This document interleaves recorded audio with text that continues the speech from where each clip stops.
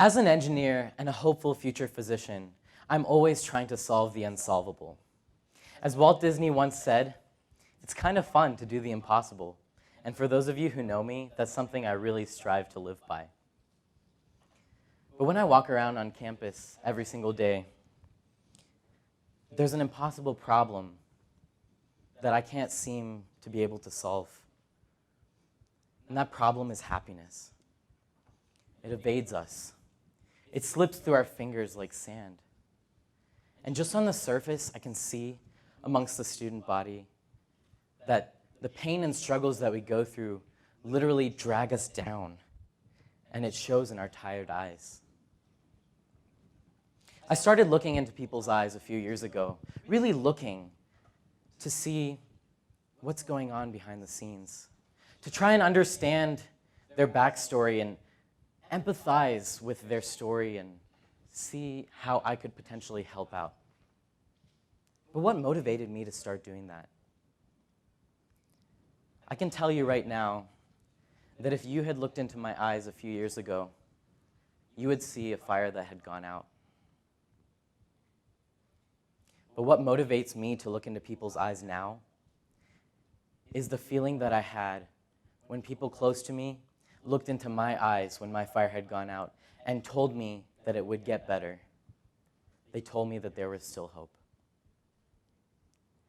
So let me take you back to my childhood. An ideal childhood, I would say. I never faced some of the adversity that I've seen some of my peers go through growing up.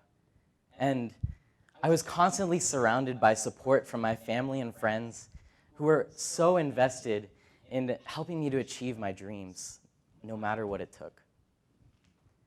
I grew up in a strong faith community, which encouraged me to take the love and respect I had been given and to share it with the world.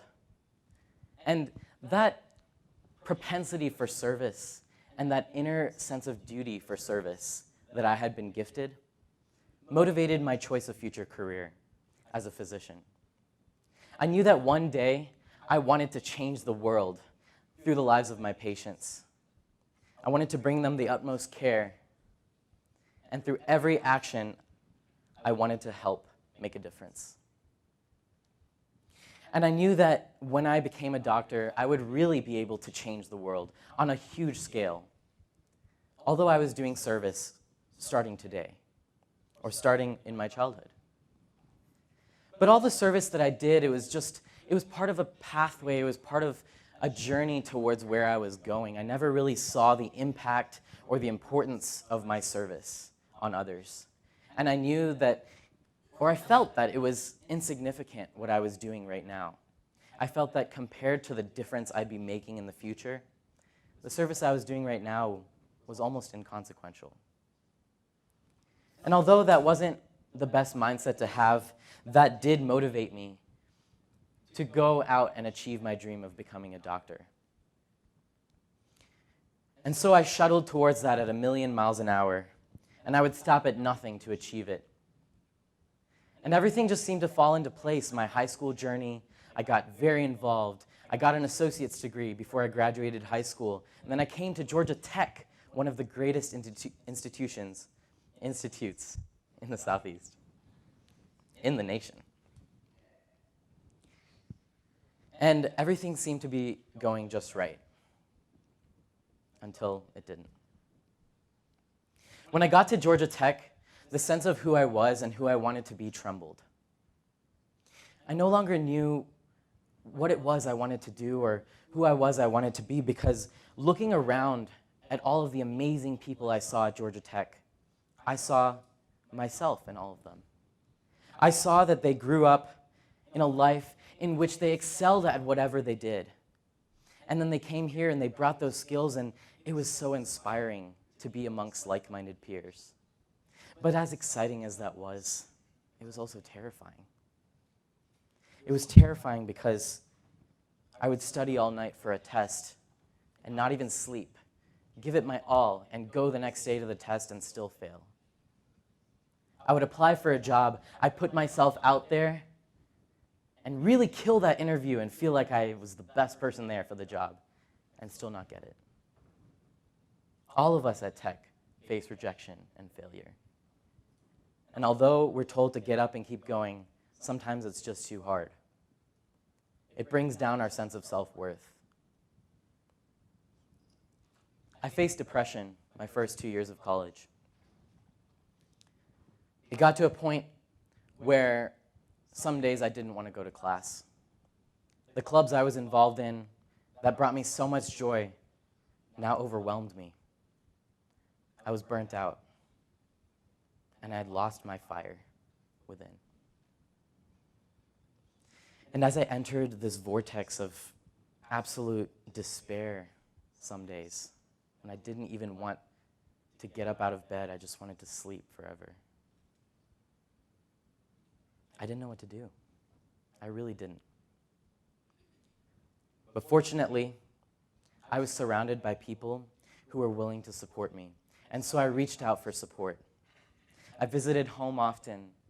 I reconnected with my faith traditions. I meditated. I breathed deeply and released the stress that I had. I visited the Georgia Tech Counseling Center.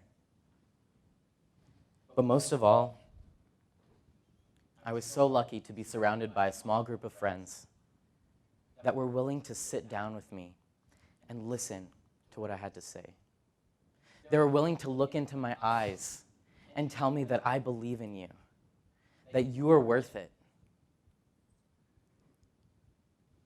And so as my friends helped me through this difficult point in my life, I felt my spark reignite in my heart.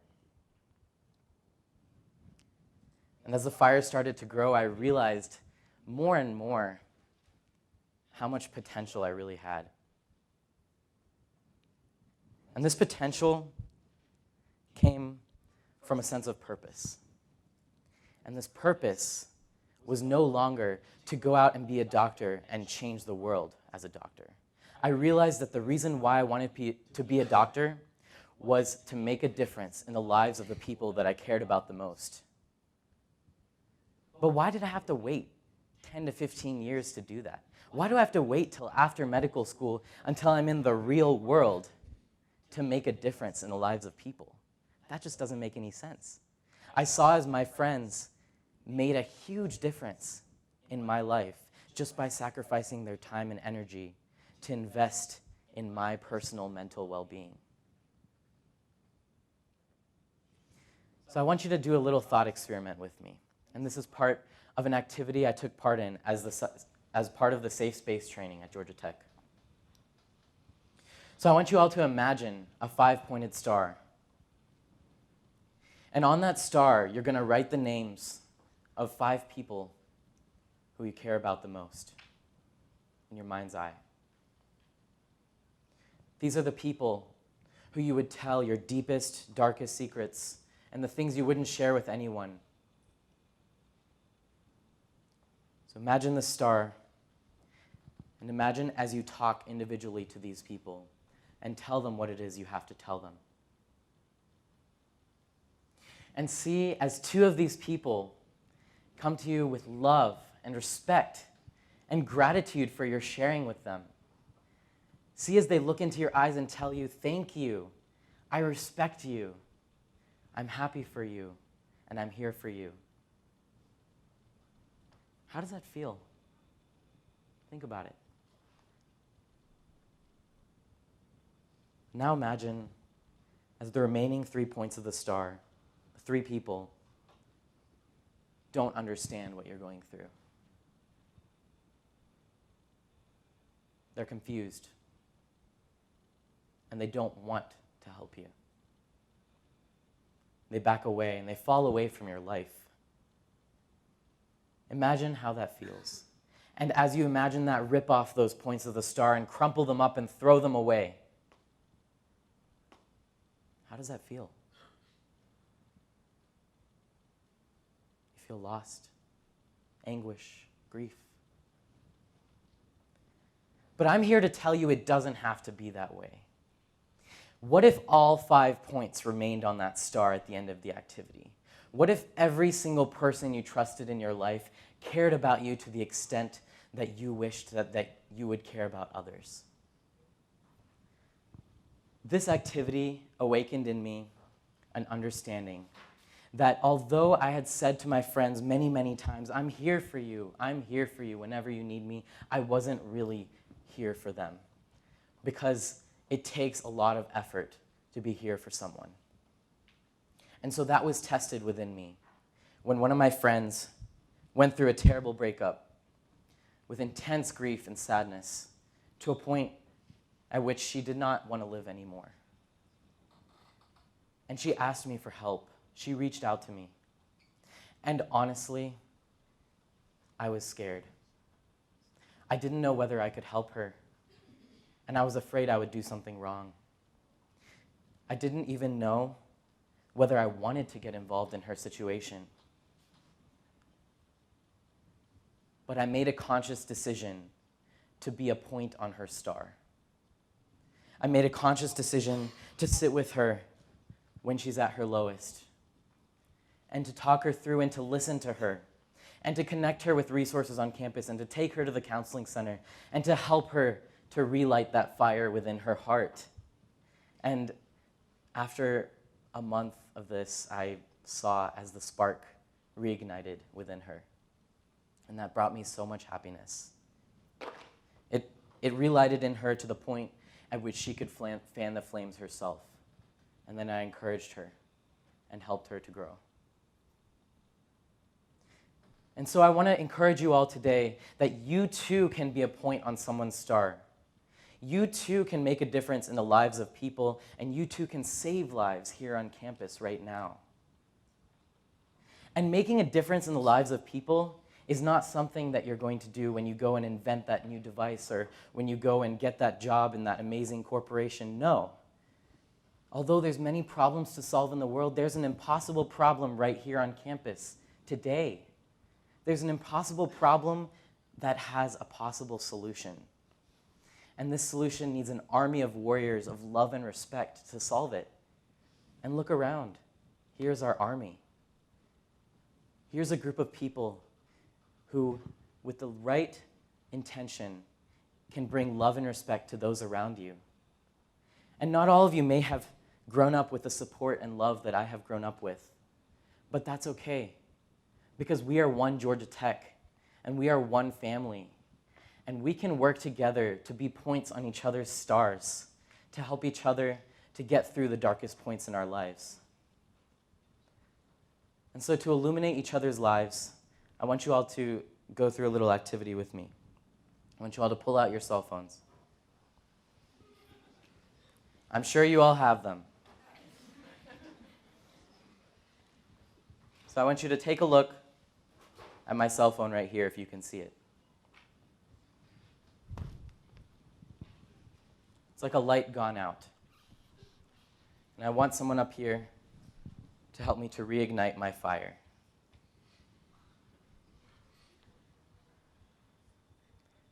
And as I go around, I'm going to touch your light, your phone, and you're going to turn on your flashlight. I'm going to touch your phone, and you're going to turn on your flashlight.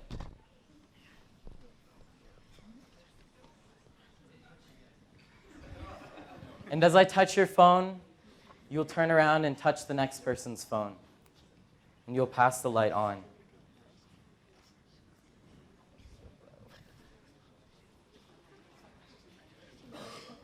You'll pass it on to the person next to you and the person behind you. Reignite their fire. Watch as the light starts to fill up the room. Pass it on. Pass it on. Pass it on. And smile and laugh. It's great. This is what lighting others' lamps can do. It brings about happiness and joy.